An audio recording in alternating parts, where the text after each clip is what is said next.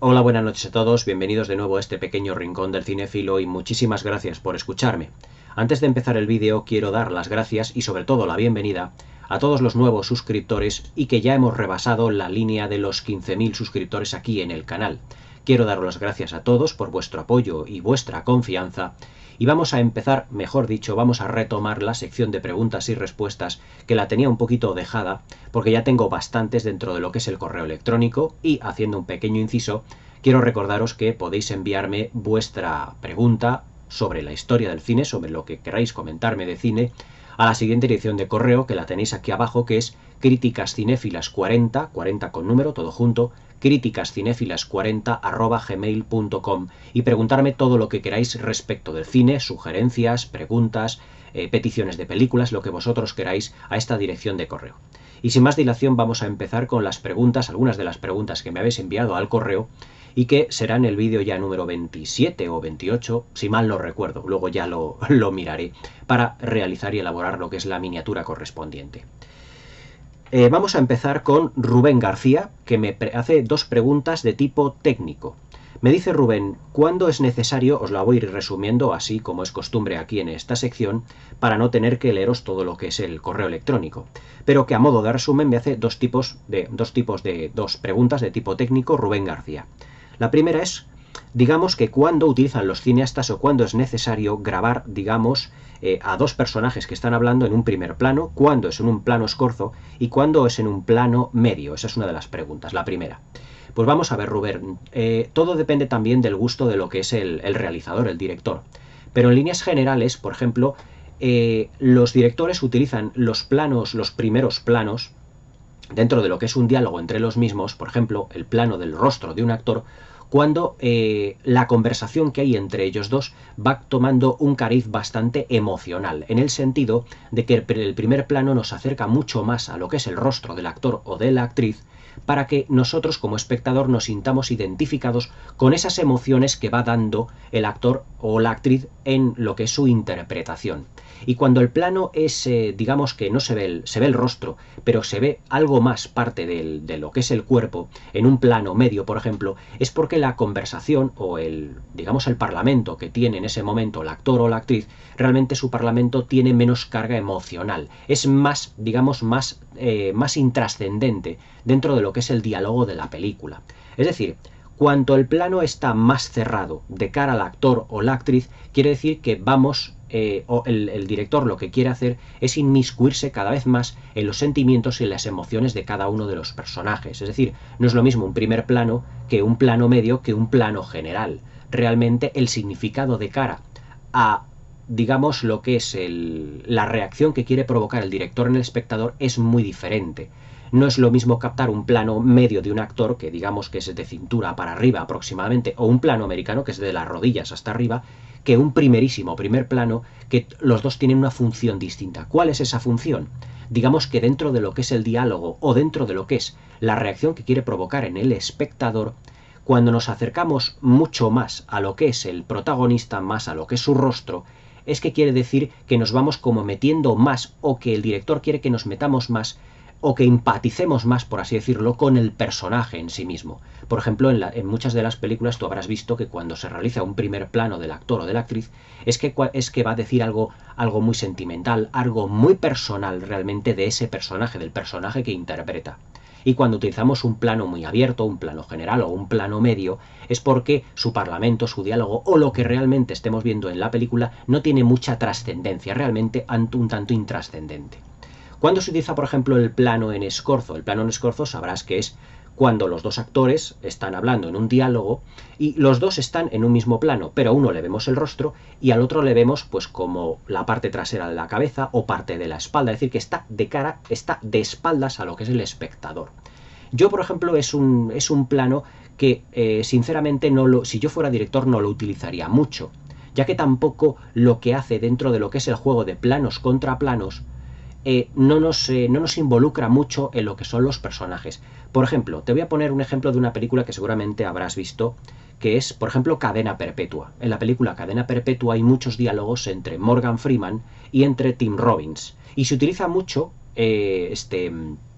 Frank Darabont utiliza mucho, el director utiliza mucho el plano de escorzo. Vemos o la espalda de Morgan Freeman o la espalda de Tim Robbins. Digamos que en ese momento el diálogo tiene cierta trascendencia, porque siempre vemos a los actores, digamos que de aquí de pecho para arriba, como si fuera un busto, digamos, en lo que es ese plano que están dialogando, en el juego de plano contra plano. O vemos la espalda de Tim Robbins o vemos luego la espalda de Morgan Freeman, viendo el rostro de Morgan Freeman o el rostro de Tim Robbins dependiendo del plano. Entonces, ¿qué diferencia hay entre eso, por ejemplo, y enfocar en un plano contra plano lo que son los rostros única exclusivamente en la pantalla de los personajes? Pues que quiere decir que los diálogos, cuando enfocamos solamente el rostro, tienen mucha más trascendencia, son mucho más emocionales, profundizamos más en la psique de los personajes. Yo, por ejemplo, el plano de escorzo, ya te digo que no lo utilizaría mucho. ¿Por qué? Porque muchas veces vemos parte de la espalda o el cogote de los actores, y eso, pues estéticamente, bajo mi punto de vista, no queda excesivamente bien. Hombre, si vemos, por ejemplo, un plano de escorzo respecto, por ejemplo, de una actriz con un bonito peinado o una bonita espalda, pues dices, pues vale, sí, de acuerdo, porque estéticamente puede quedar mejor. Pero hay películas en donde vemos el cogote del actor, o sea, que tiene lo que es el peinado, dependiendo del film que veamos, evidentemente, pero que no queda excesivamente estético, no queda excesivamente bonito, por así decirlo. Ya te digo que no es algo por lo que yo apostaría mucho si fuera director. Yo en ese sentido lo que apostaría sería por un plano en donde estuviesen los dos personajes cara a cara, aunque fueran viéndose los perfiles, como por ejemplo hace muchas veces Stanley Kubrick o Francis Ford Coppola. Pero los planos de escorzo a mí personalmente no me gustan en demasía. Yo prefiero más los planos contra planos, pero de los primeros planos de los actores, que es cuando realmente vemos la psique del personaje. Hay otro ejemplo de una película muy clásica que seguramente tú has visto, en lo que se refiere a conversaciones donde no se utilizan planos de escorzo, sino que utilizan solo primeros planos. En Frankenstein de 1931 de James Whale hay un montón de primeros planos de Henry Frankenstein, del papel que hace Colin Clive. Hay muchos primeros planos de de Henry Frankenstein, en donde hay uno muy famoso en el que le vemos un primerísimo primer plano, en el que le acusan de estar loco, y él en ese primerísimo primer plano dice que estoy loco, pues ahora veré si estoy loco o no. Evidentemente en ese diálogo estamos intentando penetrar en la psique del personaje, porque claro, él te está diciendo que no está loco, y lo dice, y además con una mirada que te taladra directamente, refiriéndose a lo que son sus interlocutores. Es decir, es un juego de planos contra planos donde James Whale enfatiza mucho los primerísimos primeros planos, para evidentemente darnos a entender de que no está loco el personaje. Es decir, todo depende muchas veces de lo que es el director, pero en líneas generales, la diferencia entre lo que es un plano medio, un primerísimo primer plano y un plano de escorzo, digamos que gira o pivota en realidad a varios significados. Primero, lo que es la trascendencia de los diálogos. Segundo, es la mayor o menor intromisión que el director quiera que el espectador haga dentro de los personajes. Y luego, pues también realiza pues una función, digamos, estética. Pero generalmente el director, cuanto más quiere acercarse a lo que es la psique del personaje y hacerle partícipe al espectador de ello, digamos que el plano se va cerrando cada vez más sobre el rostro del personaje. Por eso te digo que no es lo mismo un plano medio, que un primerísimo primer plano, que un plano de escorzo. Todo va en función de la reacción que quiera el director provocar en el espectador y de lo involucrado que el espectador quiera, que el director quiera que el espectador se meta en dicho personaje. Digamos así, es así a grandes rasgos. Todo depende del grado del que el director quiera que tú te metas en el personaje que está enfocando o de los personajes que están enfocados, que están siendo enfocados en ese momento. La segunda pregunta es: ¿qué significado tiene el uso del color? Esto es exactamente algo muy parecido a la primera pregunta. El significado del color también depende mucho de lo que quiera el director y de lo que vaya a exponer. Pero en líneas generales, el color, lo que es la colorimetría, que yo muchas veces me refiero a ella en mis vídeos, en la parte técnica, cuando hablo de la fotografía, todo depende de lo que es la puesta en escena y del tono de la película. Me explico. Si tenemos una película, por ejemplo, de corte muy dramático, donde se expongan hechos que sean realmente muy dramáticos, muy trágicos, terribles para los personajes, la puesta en escena, la colorimetría, el uso del color suele ser más apagado. ¿Por qué? Porque el uso del color, que forma parte de la puesta en escena, tiene que ir en consonancia, repito, tiene que ir en consonancia con el estado anímico de los personajes. Si tenemos un personaje que realmente está sufriendo mucho dentro de la película, tiene graves problemas, tiene ya sean problemas psíquicos, problemas físicos, problemas que le provoque lo que es el devenir de los acontecimientos de la película tendrá una colorimetría, digamos, más rebajada. La luz, por ejemplo, lo que es el uso de la luz, será más limitado en lo que se refiere a que no habrá una gran luminosidad. Pero, por ejemplo, cuando tenemos una película, digamos, más alegre, por ejemplo, un musical, pues digamos que esa oscuridad o ese colorido es mucho más vivo. Te voy a poner dos ejemplos para que lo entiendas muy bien. Muy sencillos. Hay una película, hay una novela que ha sido pues versionada muchísimas veces, en múltiples versiones, además que las escribió una de las hermanas Bronte, que es Jane Eyre. Digamos que es un drama, Jane Eyre es un drama de época, es la historia, seguramente la conocerás, de una institutriz que va a una casa, cuida de una niña, y ese padre de la niña, por una serie de motivos, se enamora de la institutriz, pero es una historia muy trágica porque hay un incendio, el padre pierde la vista, la institutriz que está enamorada del padre termina haciéndose cargo de ella, pero la institutriz, digamos que quiere casarse con este hombre, pero descubre que tiene una mujer que la tiene además encerrada en su castillo. Es decir, es una historia muy trágica. Todas las versiones es un drama de época. Todas las versiones que hay de Jane Eyre, realmente tienen, digamos, una puesta en escena y una colorimetría muy rebajada.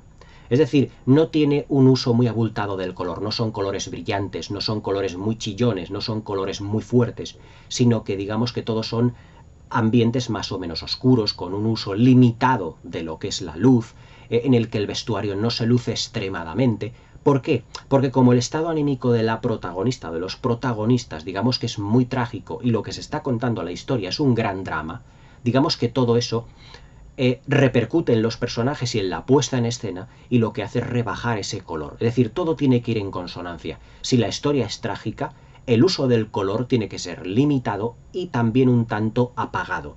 ¿Qué quiere decir esto? Que no haya colores muy fuertes. Por eso las versiones de Jane Eyre, como es una historia muy trágica, tiene colores grisáceos, azules oscuros, negros, grises, es decir, son todo colores más apagados. Sin embargo, hay otras películas, como por ejemplo los musicales clásicos de Hollywood, de la Metro, Cita en San Luis, por ejemplo, de 1941, de Vincent Minnelli, con Judy Garland, en el que es una historia toda muy alegre, todo eso, los personajes están cantando y bailando, aunque luego la historia pues es una historia nostálgica, pero como es un musical y es realmente una película alegre de costumbres, pues en el que hay canciones, pues evidentemente la puesta en escena es muy colorista.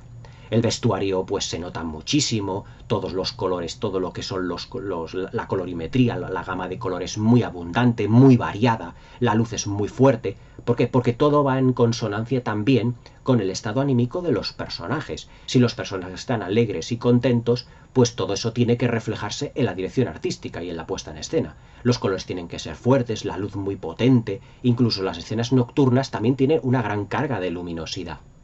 Es decir, que lo que es la colorimetría, el uso del color, tiene que ir en consonancia con el estado anímico de los personajes. Te voy a poner un ejemplo que seguramente también ya conocerás, que es la película Avatar, de James Cameron, de 2009, ahora que está tan de moda la segunda, que ya haré la review, todavía no la he visto. En Avatar, digamos que hay dos puestas de escenas diferentes.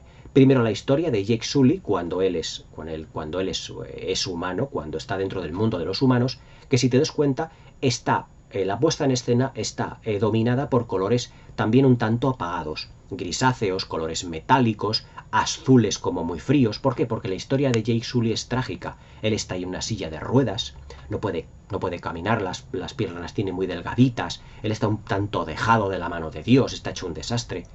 Pero cuando se transforma, digamos, en su avatar, cuando se convierte en su avatar, la puesta en escena de todo lo que es el mundo de Pandora es colorista. Todos son azules, verdes, amarillos, rojos, fucsias, colores muy fuertes. ¿Por qué? Porque ahí la psique de lo que es el personaje de Jake Sully cambia por completo. Se abre su mente a un nuevo mundo donde él está muy a gusto. Se enamora de Neytiri, aprende a montar con esa especie de caballos, con los Banshees, que es una especie como de dragones alados, y todo ello lo vive mucho. Eso es como un paraíso para él. Y la puesta en escena cambia por completo. ¿Por qué? Pasamos de un mundo gris, de un mundo frío, de un mundo pues con azules y con colores muy fríos, a una película con colores muy cálidos, muy fuertes, a la vez muy vistosos, con una luz prácticamente que viene de todas partes. Es decir, porque el estado emocional de Jake Sully cambia. Si te das cuenta en la película, lo primero que hace Jake Sully cuando está en el cuerpo de su avatar es empezar a correr. ¿Por qué? Porque era lo que él estaba deseando. Él no tenía piernas, pero estaba paralítico. Pero al verse en un personaje, en un cuerpo que puede caminar y que puede correr, lo primero que hace es echar a correr.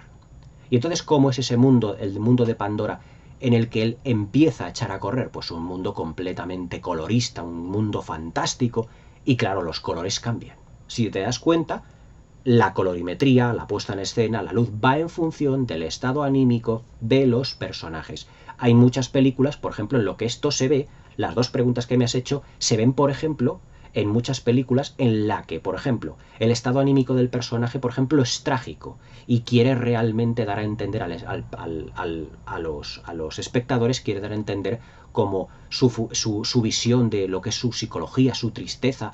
Y entonces hay secuencias en muchas películas en las que la luz está rebajada, digamos que el tono de la puesta en escena, en lo que a color se refiere, ha quedado muy minimizada, y de repente la cámara se va acercando al rostro de lo que es el actor, la actriz, y entonces este actor o actriz rompe a llorar, dando lugar a lo que son sus emociones, sus sentimientos, acabando en un primerísimo primer plano donde vemos las lágrimas de esos personajes, todo con una puesta en escena un tanto oscura, porque es un gran drama trágico lo que te está imponiendo, lo que te estás viendo en la película, y cosas que son completamente al revés. Vemos películas en donde el tono es completamente de comedia, un tono más desenfadado, un tono más amable, en el que la puesta en escena vemos a los personajes prácticamente de cuerpo entero, como en los musicales, que están cantando, que están bailando, pero todo lleno de luces. ¿Por qué? Porque todo eso va en función de ese estado anímico de los personajes que le provoca que cante y que baile, porque él está alegre. Por lo tanto, todo eso depende del estado anímico del personaje. Si está alegre, si está contento, si es una comedia, si es un drama. Es decir, los movimientos de cámara, la planificación, la puesta en escena, el uso de la banda sonora, el sonido, el montaje, la colorimetría, la fotografía, todo depende de la historia que estés contando y cómo los directores quieran plasmarlo. Luego, evidentemente, hay directores como Ridley Scott, que ya seguramente habrás visto muchos de mis vídeos donde te digo que planifica en función de lo que es la imagen, y entonces todo lo que hay en el guión lo que hace es recogerlo y plasmarlo en imágenes para que las imágenes cuenten la historia, no necesariamente los diálogos.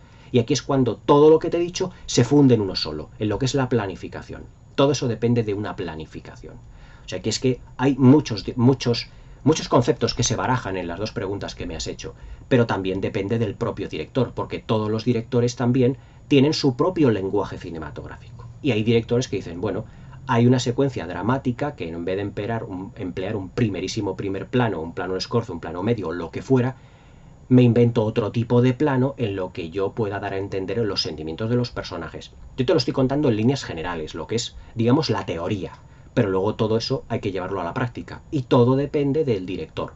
No planifica igual Ridley Scott que Stanley Kubrick, que John Ford, que Alfred Hitchcock. Tú das un guión a todos estos cuatro directores, el mismo guión a esos cuatro directores, y te hacen cuatro películas totalmente distintas, en planificación, en planos, en colorimetría, en puesta en escena, en interpretaciones, en... ¿Por qué? Porque cada uno tiene su visión, interpreta esta teoría que te acabo de decir de un modo distinto, dependiendo de lo que es su experiencia, dependiendo de lo que él cree conveniente. Por eso te digo que lo que te digo es la práctica. Todo depende del estado emocional, de cómo sean los personajes y del lenguaje cinematográfico de cada director en ese momento, incluso del estado anímico de cada director en ese momento. No es lo mismo el Steven Spielberg de ahora, por ejemplo, que el Steven Spielberg de los años 80. Las películas han cambiado muchísimo, pero claro, el Spielberg de hace 40 años no es el Spielberg de ahora. Igual que el Ridley Scott de ahora no es el Ridley Scott de hace 40 años. Es que todo depende muchísimo del director y de la visión que tenga y de cómo lo vea y de cómo lo estudie. Por ejemplo, Steven Spielberg lleva mucho tiempo con un director de fotografía que se llama Janusz Kaminski, en el que Spielberg pues ha encontrado pues como al director de fotografía perfecto para plasmar lo que él realmente quiere que el espectador vea. Y además es que yo creo que desde las listas de Schindler en el 93 ya sigue trabajando con él. O sea, fíjate si lleva películas ya Janusz Kaminski con Spielberg. O sea, que todo depende todo depende del color del cristal con que se mire. Pero vamos, muchas gracias por tu pregunta porque realmente ha sido muy interesante. La siguiente, me dice Dani Palco. Mario, ¿vas a comentar alguna vez las cicatrices de Drácula de la Hammer de 1970? Pues mira, Dani, yo dentro de lo que es el ciclo de la Hammer, que prácticamente lo voy a clausurar dentro de muy poquito, porque voy a comentar como 4 o 5 películas más y ya voy a clausurar el ciclo de la Hammer. Las cicatrices de Drácula no es una película realmente como para comentar, porque, aunque te voy a hacer una review muy rápida de ella, pero te voy a decir el por qué no he hecho un vídeo de esta película. La última película del ciclo original Hammer, que fue en el 69, que la rodó un director, si mal no recuerdo, especializado en televisión, para mí fue la última película, digamos, de ese ciclo original que va continuando con los acontecimientos de Drácula, de lo que es Drácula, Príncipe de las Tinieblas, con el spin-off que hizo Terence Fisher, que fue Las novias de Drácula, luego Drácula vuelve de la tumba, y luego posteriormente El poder de la sangre de Drácula. Digamos que todo era una historia continuada, continuaron con lo que era la adaptación de la novela de Stoker. Pero Las cicatrices de Drácula es una película que no pretende encajar históricamente dentro de lo que es la franquicia, porque se supone que Drácula, en El poder de la sangre de Drácula, él termina destruido por la ornamentación religiosa de esa capilla donde él estaba y donde el protagonista, los protagonistas, la pareja joven protagonista, digamos que decoran, sobre todo el protagonista, el chico, pues decora todo con ornamentación religiosa para que cuando aparezca Drácula destruirle. Pero Las cicatrices de Drácula ya no encaja, digamos, dentro de ese ciclo, digamos, que habíamos tenido de esas 4 o 5 películas, si contamos La novia de Drácula, sino que es una historia independiente de que el conde Drácula pues está en su castillo, no sabemos cuándo, es decir, no encaja realmente en la franquicia, en lo que es la saga de 4 o 5 películas, y que bueno, pues es una historia también de unos chicos jóvenes que entran en el castillo de Drácula. Drácula, pues bueno, pues mata a uno de ellos, digamos que se encapricha de la chica protagonista, pero que yo es una película que incluso el director, que es Roy Watt Baker, el director de Las amantes del vampiro, el director de una película de ciencia ficción magnífica, que es ¿Qué sucedió entonces?, una de las del Dr. Quatermass, dentro del ciclo Hammer, de las 3 que forman el ciclo Hammer del Dr. Quatermass, realmente es una película un tanto descafeinada. Hubo un cambio muy importante en la productora de la Hammer de cara a 1970. Y es que el director artístico, que era entonces Bernard Robinson, pues se retiró de la productora y fue sustituido por otro que, si mal no recuerdo, se llama Scott McGregor, que fue el director de dirección artística, el director artístico, el director del diseño de producción a partir de los años 70. Y la puesta en escena se hace un tanto más pobre. En lo que se refiere a argumento, en lo que se refiere a puesta en escena, incluso interpretativamente, Christopher Lee en Las cicatrices de Drácula hace, yo creo que para mí, la peor interpretación que lo he visto yo a Christopher Lee, y es más, es que ya en el 70 Christopher Lee ya estaba bastante cansado de interpretar al conde Drácula. Pero bueno, pues por una serie de motivos le convencieron, seguramente económicos, pero le interpreta como a Sean Connery le pasó en Diamantes para la eternidad, que volvió a la saga pues cuando estaba todavía con bastantes rencillas con Cubby Broccoli. Y la verdad es que Christopher Lee, Sean Connery en Diamantes para la eternidad pues interpreta fatal a James Bond. Pues aquí le ocurre igual a Christopher Lee en Las cicatrices de Drácula. Es decir, interpreta con tanta desidia el papel del conde Drácula que resulta su interpretación hasta irrisoria. Y además incluso el conde Drácula está resucitado en esta película de un modo bastante chapucero. Hay una especie como de murciélago que suelta como unas gotas de sangre por la boca, y hay una serie de cenizas que no sabemos cómo han llegado allí al castillo del conde y hacen revivir al conde como por arte de magia, como arte de birlibirloque. Es decir, y luego argumentalmente pues hay una chica protagonista que, si te digo la verdad, ni me acuerdo cómo se llamaba, pero una versión un tanto descafeinada de la maravillosa Verónica Carlson. Sinceramente no me acuerdo cómo se llama porque tampoco le he puesto mucho énfasis a la película. La tengo en DVD, pero es una de las películas de la Hammer que menos he visto, porque realmente se me hace muy light. Lo que son los decorados los veo muy austeros. Yo creo que Scott McGregor en este sentido no estuvo demasiado fiel a lo que había sido las películas anteriores. Y en lo que se refiere a puesta en escena, dirección artística, a interpretaciones, la diferencia de calidad entre El poder de la sangre de Drácula y Las cicatrices de Drácula es tan sumamente grande que pasamos de una película muy notable, una de las mejores a lo mejor de la productora, a una película que es sinceramente una de las peores. Por eso no la he querido yo reseñar, pero ya te digo que no es una película que realmente merezca la pena. A destacar de esta película, pues la presencia siempre imponente de Christopher Lee, pero realmente no con una gran interpretación. Ni siquiera los efectos y visuales que se utilizaron en la película merecen reseña. Hay un plano a destacar dentro de los muchos que tiene la película, que es cuando, por ejemplo, vemos a Christopher Lee pues que empieza a caminar por los muros de su castillo como el Drácula tradicional de la novela, cosa que a Christopher Lee no le habíamos visto hacer nunca. Y nada más, el final es realmente ridículo porque Christopher Lee muere porque un rayo prácticamente le cae y le fulmina, y además se nota que no es, hombre, en el efecto especial no es ni él, era un muñeco que estaba empezando a arder ahí de una manera muy chapucera. Ya te digo que Las cicatrices de Drácula no es ni muchísimo menos ni la mejor película del ciclo Hammer, y yo diría que es la peor. Luego vinieron otras dos, bastante inefables, por así decirlo, que fueron Drácula 73 y Los ritos satánicos de Drácula, que es Drácula ya dentro de lo que es el Londres contemporáneo de los años 70, pero que se hizo obviando lo que era la puesta en escena victoriana, porque en Estados Unidos se había tenido éxito una película de vampiros que se llamaba El Conde Yorga, y su segunda parte también se llamaba El retorno del Conde Yorga, y habían tenido cierto éxito. Dos películas también de una calidad realmente irrisoria, dos películas, te digo que malísimas.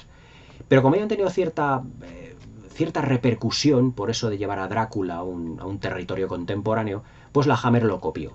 Pero le salió en dos películas también, pues, bastante olvidadizas, es decir, bastante para olvidar. Lo que, bueno, el único atractivo que tenían estas dos es que estaban protagonizadas por Christopher Lee y por Peter Cushing, a destacar la presencia de unas jovencísimas Caroline Munro y Stephanie Beauchamp, que luego fue Stephanie Beauchamp protagonista junto con Charlton Heston en aquella serie que era segunda parte o spin-off de Dinastía, que se llamaba Los Colby. Y bueno, pues digamos que han sido chicas muy voluptuosas, muy vistosas, pero es que de ahí no pasa. Y sinceramente, pues yo creo que cuando terminó el ciclo original Hammer con El poder de la sangre de Drácula, a mi modo de ver, yo creo que la Hammer no tendría que haber seguido explotando con otras 3 películas más a Drácula.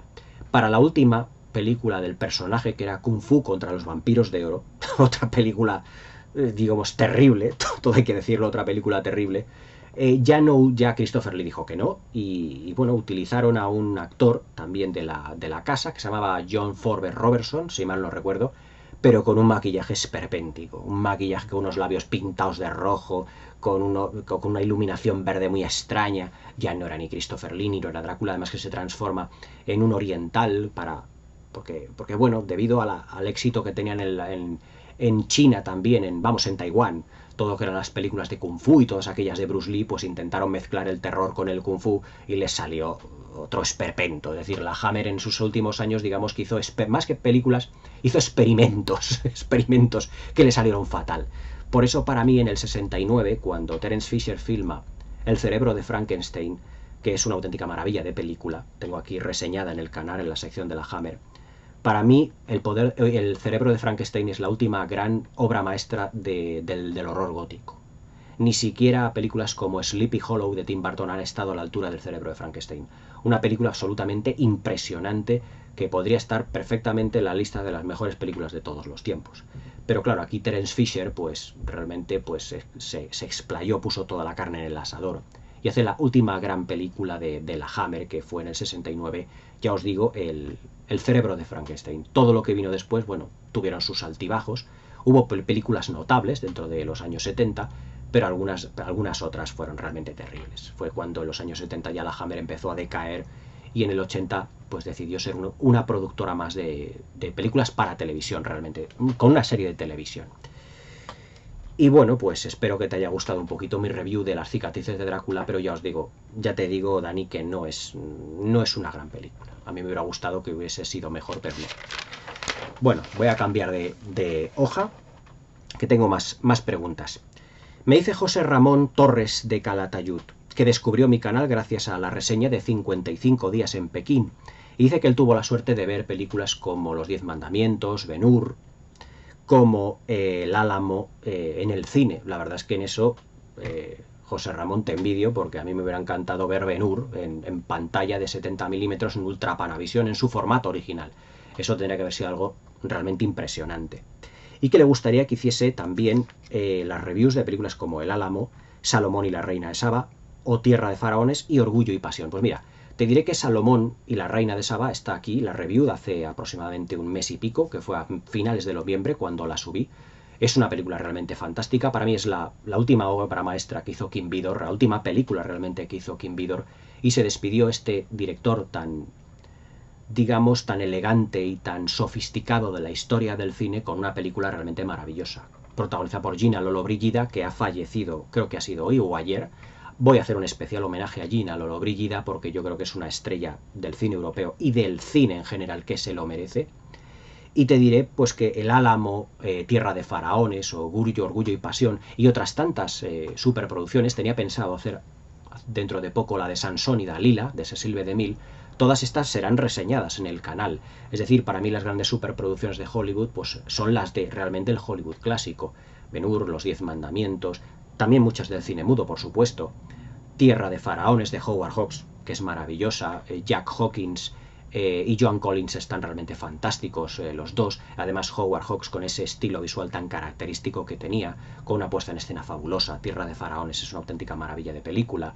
El Álamo de John Wayne, tan sumamente fantástica y famosa. Además, también El Álamo es otra gran producción. En este caso, del western. Orgullo y Pasión, quien nos recuerda a Cary Grant, a Frank Sinatra, también esta película que se rodó íntegramente aquí en España, creo que fue una producción que se rodó aquí, no me acuerdo el pueblecito, creo que se rodó en Chinchón, un pueblecito aquí al lado de Madrid, donde yo vivo. O sea que todas esas películas serán reseñadas en el canal tarde o temprano, porque esas películas son realmente fabulosas. Además es que yo soy un gran admirador de ese estilo de superproducciones, porque era cuando Hollywood se gastaba cantidades absolutamente astronómicas y extraordinarias de dinero. Yo hace poco, una anécdota, si me permites el inciso, una anécdota, hace poco es que leí fue una revista, en un periódico, no me acuerdo, un extracto de una revista, que algunas películas de estas, con el cambio de lo que era la inflación, pues muchas de ellas se quedarían hoy en día como películas que deberían costar como 100 y pico, 150, 170 millones de dólares. Sí, ahora lo recuerdo. Leí que Lawrence de Arabia hoy en día costaría unos 180 millones de dólares. Lawrence de Arabia hoy en día, es que claro, tener en cuenta, por ejemplo, la inflación está muy bien, pero, por ejemplo, la vida no es la misma, ni el coste de la misma. Es decir, hacer caso de la inflación es relativo, porque, por ejemplo, aquí en España, que hemos vivido pues lo que eran las pesetas, con un billete en los 80 o en los 90 sin ir más lejos, con un billete de 5.000 pesetas hacías muchas cosas, comprabas un montón de cosas con las pesetas. Sin embargo, hoy con 30 euros, el equivalente a 5.000 pesetas, no compras prácticamente nada. Se puede decir. No es lo mismo el billete de 30 euros, que prácticamente ha pasado a ser ahora como el billete de 50 euros, que las 5.000 pesetas de los años 90. O sea, lo de la inflación es relativamente, bueno, podemos tenerlo en cuenta, pero no es un punto a considerar. Hoy en día una película como Lawrence de Arabia no costaría 180 millones de dólares. Vamos, no tenías ni para los 15 primeros minutos. O sea, para llevar, digamos, a cualquier país del mundo y rodar en el desierto como lo hizo David Lean con ese equipo tan gigantesco de personas, yo te aseguro que mínimo los 300 millones de dólares costaría. Mínimo. Y una película como Ben-Hur hoy en día no te bajaría de los 600 millones de dólares. Porque para construir un decorado tan inmenso como el del circo romano y construir como unos 400, 300 y pico decorados que tenía la película, con todos esos extras y todo ese vestuario, te aseguro que costaría muchísimo más. Hoy cuando hacen el cambio de inflación, me río mucho cuando dicen que Piratas del Caribe, la de El cofre del hombre muerto o En el fin del mundo, costaría prácticamente lo mismo que Cleopatra. Vamos, ni de lejos. O sea, tú ves Cleopatra con esa Alejandría que construyeron, con el barco que tiene, con la entrada de Cleopatra en Roma, con todos esos miles y miles y miles de extras que hay, con los decorados tan inmensos, y dices, Y luego ves la de Piratas del Caribe y dices, es que no tiene punto de comparación en qué se han gastado el dinero en Piratas del Caribe y en qué se han gastado el dinero en Cleopatra. No tienen absolutamente nada. Dice la inflación que serían más o menos dispares, ni muchísimo menos. Porque fíjate que para Cleopatra, Elizabeth Taylor cobró la nada despreciable cifra de $1.000.000.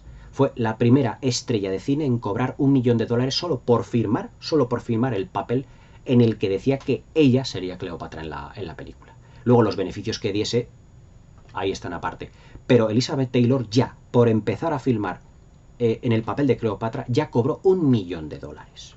Fue la primera estrella de Hollywood en cobrar esa cantidad tan brutal de dinero. O sea que $1.000.000 ya de 1962-63, te puedes imaginar la cantidad de dinero que sería. Construir, por ejemplo, es más, $1.000.000 es lo que se empleó, lo que se gastó la Metro-Goldwyn-Mayer en construir el Circo Máximo en Ben-Hur. O sea, te puedes imaginar la cantidad de dinero que es eso. Eso y al cambio es como pagarle a una estrella, a la que fuera, ninguna comparable con Elizabeth Taylor, evidentemente, es como pagarle $100 millones. Una auténtica barbaridad. Lo que costaría realmente realizar o filmar o construir, mejor dicho, todos esos decorados tan sumamente grandes. El Circo Máximo, donde está la carrera de cuadrigas de Ben-Hur del 59, todo eso costó $1 millón, con las gradas, con lo que son las estatuas, la tierra.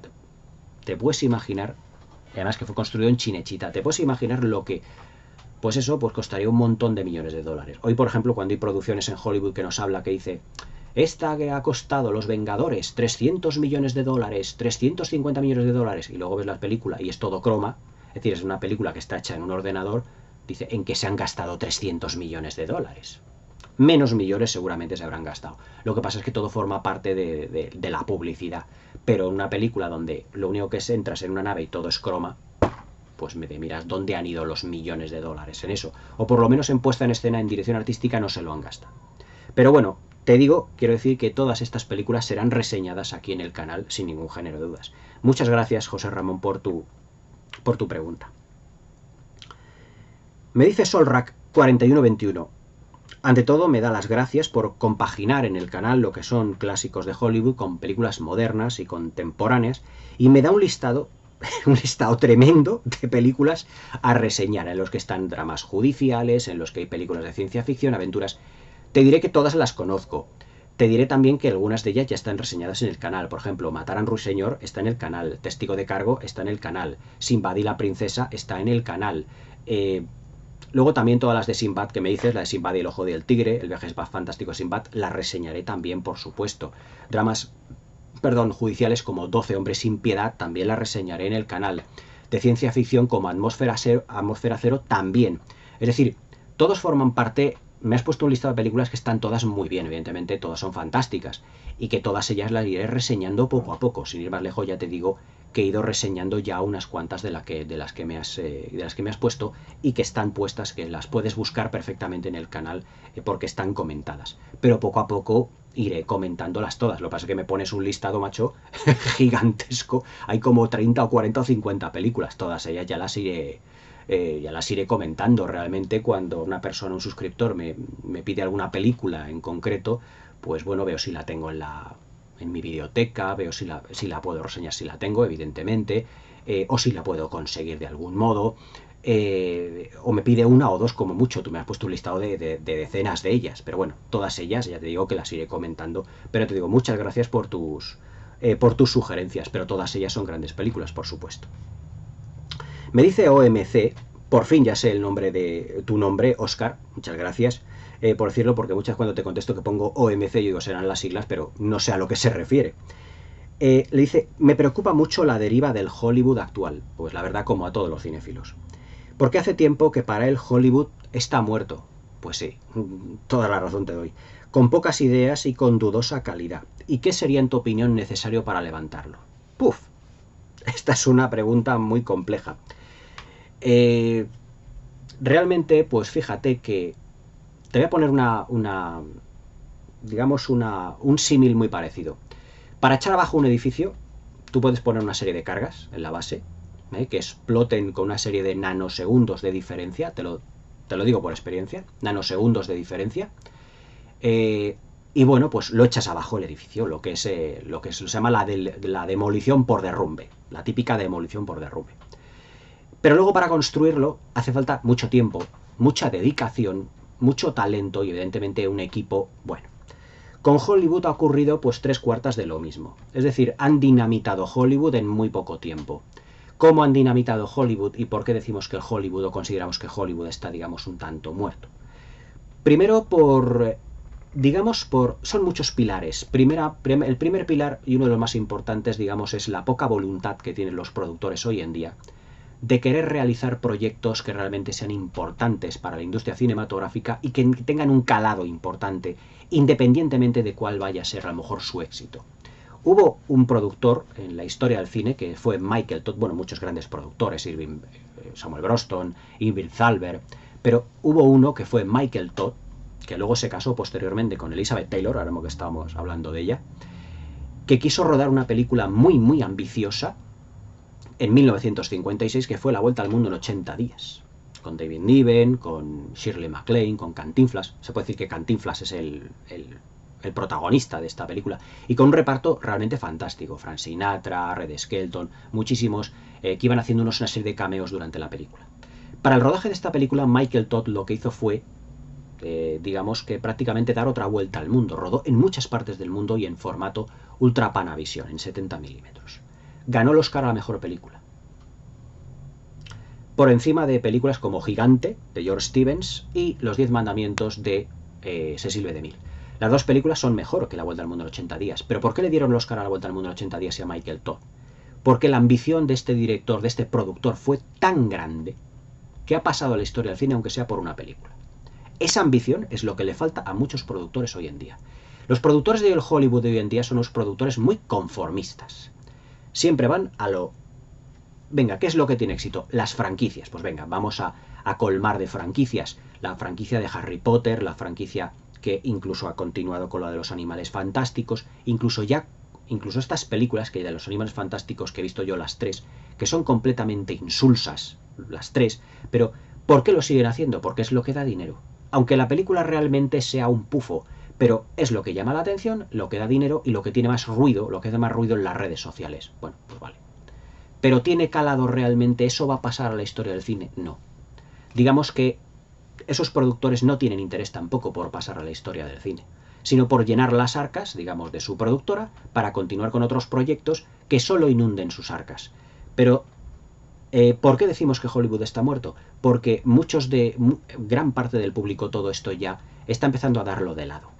Ya, por ejemplo, verás que las películas de Marvel ya no recaudan tanto como al principio, ya no gozan del beneplácito de la crítica como al principio. Es decir, ya parece que ya hay un cierto hastío y cierto cansancio por parte del público, por parte de seguir protagonizando, de seguir haciendo el mismo tipo de películas. Pero se siguen haciendo, ¿por qué? Porque dan dinero, aunque también hasta cierto punto menos, pero también hasta cierto punto siguen dando. Entonces, claro, con esas franquicias, ¿vas a pasar a la historia del cine? No, esas franquicias no van a pasar a la historia del cine. ¿Por qué? Porque son productos, digamos, que cuya calidad va descendiendo y va laminándose poco a poco. No estás creando un producto realmente artístico que sea bueno, sino que únicamente es meramente comercial. Es como una película de comida rápida. Yo las llamo películas de comida rápida. Vas al cine, la consumes y a los 3 días te has olvidado de ella. No te cala, no la sigues recordando durante un tiempo, no tienes un recuerdo realmente bonito, vívido de lo que es la película. Es una auténtica lástima, pero que es así. Otro aspecto por el que decimos que Hollywood ha caído muchísimo, realmente, pues sinceramente muchos directores se han ido, han desaparecido por lo que es la cultura de la cancelación. La cultura de la cancelación está haciendo y ha hecho mucho daño a muchos directores que directamente se han ido y a muchos actores que prácticamente han ido a por ellos. Lo que le ha ocurrido a Johnny Depp con Amber Heard, con su mujer, con el juicio que tuvieron, se supone que es un asunto que realmente es única y exclusivamente personal. Es decir, forma parte de la vida privada, repito, de la vida privada de los actores, de las estrellas. ¿Hay Hollywood qué tiene que ver? ¿Qué tiene que ver que Johnny Depp o que Amber Heard hagan unas películas que tengan más o menos éxito con lo que les ocurre en su vida privada? Pues como Johnny Depp ya fue acusado realmente de lo que era supuestos malos tratos, que luego se ha demostrado que no es así ni mucho menos, ¿Qué ocurrió? Que Disney le rescindió el contrato, todas las productoras, todos los proyectos que tenía cinematográficos Johnny Depp se los suspendieron indefinidamente. Hoy Johnny Depp, ¿a qué se dedica? A pintar, a hacer cosas, y eso que el juicio salió a su favor, ganó el juicio contra Amber Heard. Es decir, se demostró que Amber Heard lo que estaba era echando pues basura encima de Johnny Depp. ¿Por qué? Despecho, lo que fuera. Pero Hollywood, ¿por qué tiene que meter las narices en la vida privada de estas personas? Es decir, el daño que se le ha hecho a Johnny Depp y por ende el daño que se le ha hecho a su público realmente ha sido importante. Es decir, podría haber seguido con películas de Piratas del Caribe, otra franquicia constante, pero que daba productos hasta cierto punto atractivos por estar Johnny Depp en su elenco, porque no nos imaginamos una película de Piratas del Caribe sin Johnny Depp. Además, que yo sería, creo que tenían pensado una con Margot Robbie, pero o con Dwayne Johnson. Eso ni sería con Dwayne Johnson. O sea, algo completamente absurdo. Entonces, que sería igual, el público iría a ver una película de Piratas del Caribe con Margot Robbie o con La Roca. Pues no. Entonces Johnny Depp ha dicho, no quiero seguir haciéndolo, ha dado la espalda a Disney, pero el daño que se le ha hecho, o que se ha hecho Disney a sí mismo, el daño que ha hecho todo esto a la figura de Johnny Depp, también ha sido el daño que se le ha hecho, por ejemplo, a directores olvidados, como por ejemplo Woody Allen. Woody Allen ya no hace películas. O como por ejemplo Kevin Spacey, que también estuvo involucrado en juicios, pero que también ha salido, o sea, los juicios los ha ido ganando. Entonces, todo este daño que se ha hecho a muchísimas estrellas, son estrellas que no vuelven a trabajar. O sea, Kevin Spacey o Johnny Depp son actores cuya valía cinematográfica, cuya calidad cinematográfica está fuera de toda duda. Entonces, ha habido muchos otros directores y estrellas que han desaparecido. Yo, por ejemplo, hace pocos meses, fijaos cuál era mi ceguera en ese sentido, yo dije, ¿qué ha pasado con Cameron Díaz? ¿Dónde está Cameron Díaz? Por lo visto se había retirado hace ya bastante tiempo. Que me lo lía por otra parte, pero por lo visto ahora es una chica que trabaja pues de oficinista o algo así, pero hace un trabajo que no tiene nada que ver con el cine. Es una chica, pues bueno, que vio el percal a lo mejor de lo que iba a venir y se retiró. Y así también directores y muchos actores, muchas actrices que han dicho yo no quiero entrar en ese tema, no quiero... porque claro, si entran en tu vida privada, te destapan los trapos sucios o lo que fuera, te aplican lo de la cultura de la cancelación y entonces ya pues han reventado tu vida privada, tu vida en lo que es... Todo eso va en detrimento. Parece prácticamente la caza de brujas del senador McCarthy de la época del Hollywood clásico, que hizo daño también a Hollywood, aunque luego Hollywood tenía un músculo por aquel entonces mucho más fuerte que el de ahora y supo reponerse extraordinariamente bien. Hoy en día eso ha hecho mucho daño al cine y como el cine tenía un músculo muy limitado, pues el daño que ha hecho ha sido lo justo para reventarlo. Y luego, evidentemente, pues todo lo que es la politización de las películas que estamos teniendo hoy en día. Directores y productores que contratan a actores y actrices no por su calidad, sino digamos por cupo. O sea, yo voy a contratar a este actor o esta actriz por ser mujer, por ser de esta raza, por ser lo que sea. Decir, bueno, si tú quieres contratar por raza, por sexo, por lo que sea, pues que vaya acorde con la película. Pero no que en todas las películas tengas que repetirme, digamos, un esquema de tanto por sexo, tanto por raza, tanto porque sé, porque no estás contratando actores y actrices por su calidad interpretativa, sino porque te lo impone una productora o te lo impone, digamos, una ideología política. Entonces, digamos que las películas están más enmarcadas en lo que es transmitir un mensaje político debido a todo esto, que realmente transmitir lo que es una historia. Entonces, si tú lo que haces es transformar el mensaje de lo que es la historia en un mensaje político, es decir, vender un panfleto político, el público lo que tenderá será abandonar las salas de cine, porque el público quiere ir al cine a ver una historia pues que le emocione, que le guste, pero no quiere que le estén metiendo un discurso político encubierto una y otra vez, una y otra vez, una y otra vez. Eso lo puedes hacer, pero, o sea, puedes engañar a mucha gente durante mucho tiempo, pero no a todo el mundo todo el tiempo. Entonces, claro, pues Hollywood empieza de repente a caer en recaudación. Yo tengo familiares en Estados Unidos, en Houston, en Lewisville, y me han dicho directamente que allí pues los cines muchos han cerrado. O sea, prácticamente el público ha caído una asistencia del 40% a las salas. Es decir, Hollywood ha perdido casi a la mitad de su público. O sea, eso es mucha gente. Las plataformas de streaming, la pandemia también han tenido todo mucho que ver. pero si tú lo que haces es, pasado ya lo gordo de esta enfermedad y todo esto, recuperas el músculo y recuperas los temas y empiezas a elaborar películas de todos los géneros. Ha habido géneros que han desaparecido en Hollywood. Ya no se hacen películas históricas, ya no se hacen dramas de época. A mí que me encantan los dramas de época. La Edad de la Inocencia es un drama de época, es mi película favorita. No se hacen dramas de época prácticamente apenas. Hace poco vi la película de Emma, esta que hizo Anya Taylor-Joy, pero es británica, no es hollywoodiense. ¿Dónde han quedado todas aquellas películas? No se hacen películas de aventuras tipo, por ejemplo, selvas amazónicas, tipo películas de piratas, no como Piratas del Caribe, sino de los piratas bucaneros. No. Hay un montón de tipos de películas que han desaparecido. ¿Dónde están las grandes comedias? ¿Dónde están las grandes películas policíacas? ¿Dónde las películas de intriga? Todo por las franquicias, franquicia va, Marvel, el no sé qué, la Guerra de las Galaxias, que todo eso ya son productos muertos. La Guerra de las Galaxias es un producto ya muerto. O sea, ya con Obi-Wan y con las últimas series que han hecho en el Disney, que son nefastas, todo en eso, o sea, totalmente lo han enterrado. ¿Qué esperamos entonces? Pues directores como puntuales como Ridley Scott, como Steven Spielberg, nos hagan grandes películas. Pero ¿qué ocurre? ¿Qué ocurrió con West Side Story? ¿Qué ocurrió con El Último Duelo? ¿Qué ha ocurrido con películas, por ejemplo, como El Hombre del Norte o como El Última Noche en el Soho, que están aquí reseñadas todas estas películas, que son de las pocas que tienen calidad, pero que se han hundido en la taquilla? West Side Story, la del Último Duelo, que ni siquiera fue ni nominada a los Oscars, siendo una película maravillosa, pero muy políticamente incorrecta. He oído que en los Globos de Oro estaba nominada la de Top Gun Maverick, pero no se ha llevado ninguno. Pero he leído por ahí que el presentador de los Globos de Oro se burló de Tom Cruise, se burló. ¿Por qué? Porque en Top Gun Maverick no utiliza política. Pero sin embargo Top Gun creo que es una de las películas más taquilleras del año pasado. O sea que claro, la politización está haciendo mucho daño al cine, mucho daño al cine. Y claro, poco a poco eso va cayendo. Llegará un momento que dices, bueno, algún blockbuster que de repente suene como la segunda de Avatar, que bueno, ha tenido críticas mixtas, no ha tenido críticas tan buenas, ya la veré, ya tendréis aquí la reseña en el canal, pero no ha tenido críticas tan buenas como las de otros años, como la anterior, que tuvo unas críticas excelentes.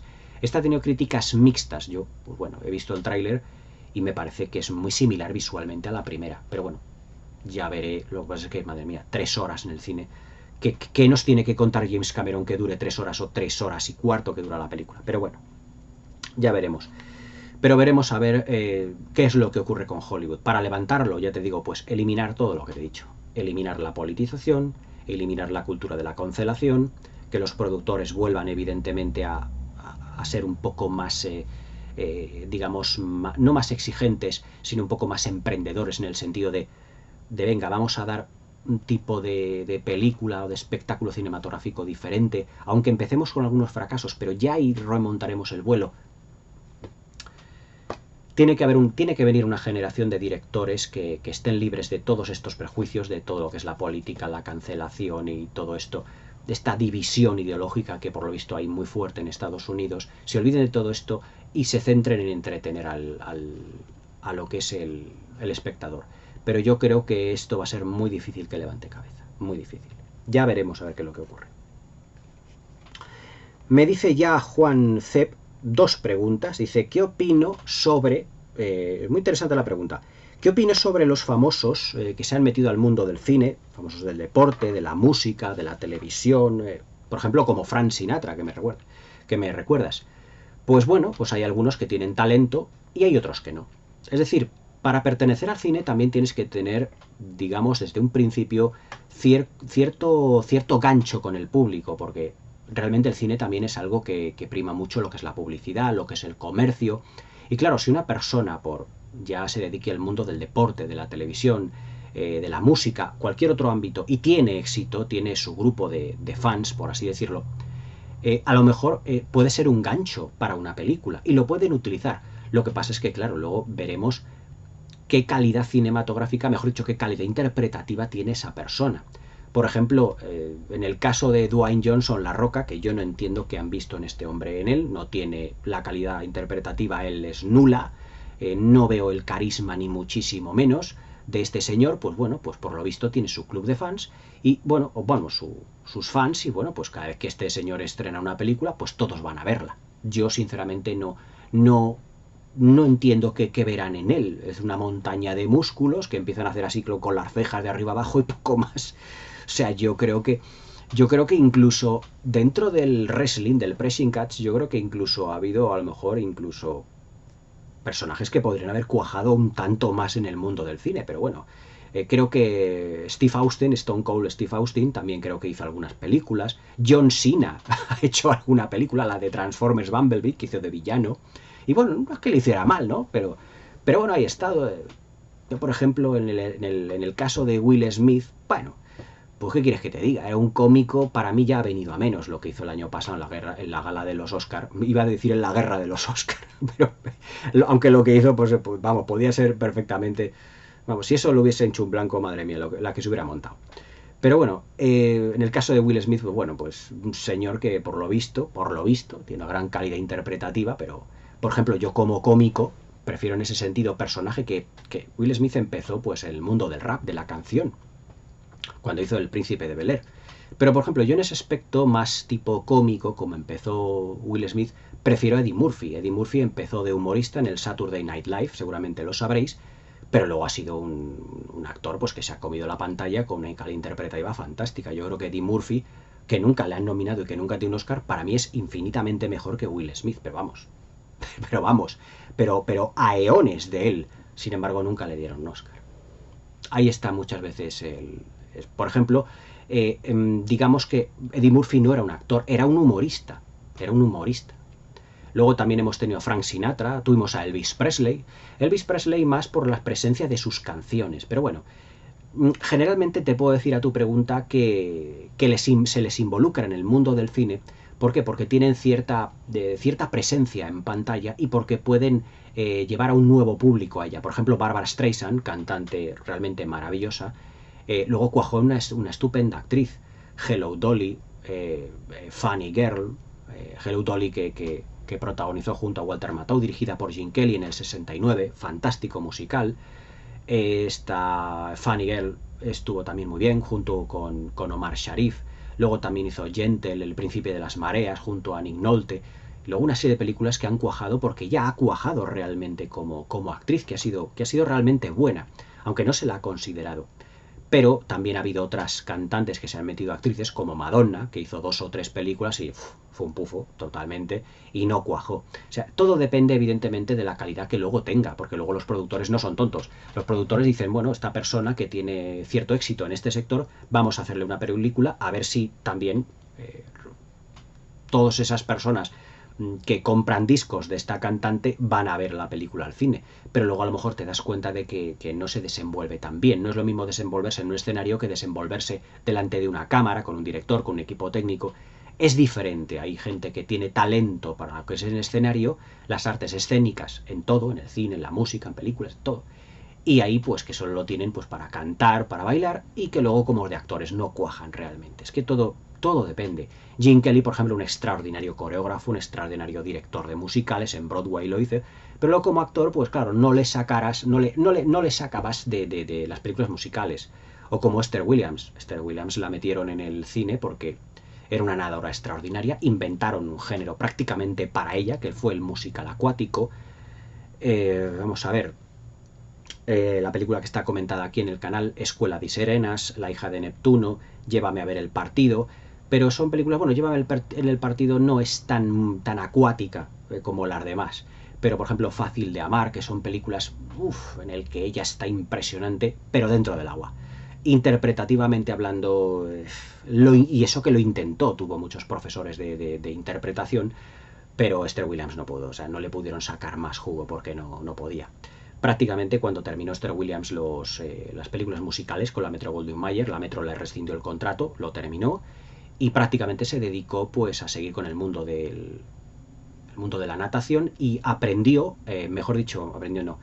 enseñó a nadar a niños ciegos. O sea, fue realmente una labor encomiable. Y además se puede decir que fue la madre de Lorenzo Lamas. Fue la madre de Lorenzo Lamas porque Esther Williams luego se casó con Fernando Lamas, actor mexicano. Y bueno, pues la madre auténticamente de Lorenzo Lamas, que era Arlendal, pues no le hizo mucho caso, se separaron Fernando Lamas y ella. Y bueno, Esther Williams se dedicó pues a criar a Lorenzo Lamas y a enseñar a nadar a niños pobres. Uy, a niños pobres, perdón, a niños ciegos.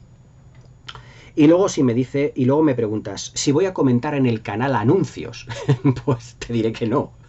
Y eso que dices, sí, son como pequeñas películas de minuto y medio, 2 minutos. Pero no, o sea, yo la publicidad, tú pones que detestas la publicidad. Mira, yo cuando estoy viendo la televisión y hay un corte publicitario, yo cambio. O sea, cuando viene la publicidad sube el volumen, vienen los comerciales, los anuncios, y todo muchas veces con una música tronadora, y sinceramente lo quito. No voy a comentar anuncios, aquí se comentan películas, pero anuncios no. O sea, lo que faltaba ya, comentar anuncios, y estoy de anuncios hasta aquí, macho. Sobre todo porque yo cuando veo una película me gusta verla del tirón. O sea, no me gusta ver películas en televisión porque ahora un corte de publicidad, en 7 minutos volvemos, en 5 minutos volvemos, en 10 minutos volvemos. Y llega un momento que dices, ¿qué película estaba viendo? Ya no me acuerdo. Ah, sí, te estás olvidando lo que estás viendo. No. Pero bueno. Bueno, pues hasta aquí pues el especial de preguntas y respuestas de hoy. Espero que os haya gustado. Seguiré con la sección un poquito más adelante. Tengo preguntas todavía por responder. Y bueno, espero que os haya gustado, que paséis una feliz velada y hasta mañana.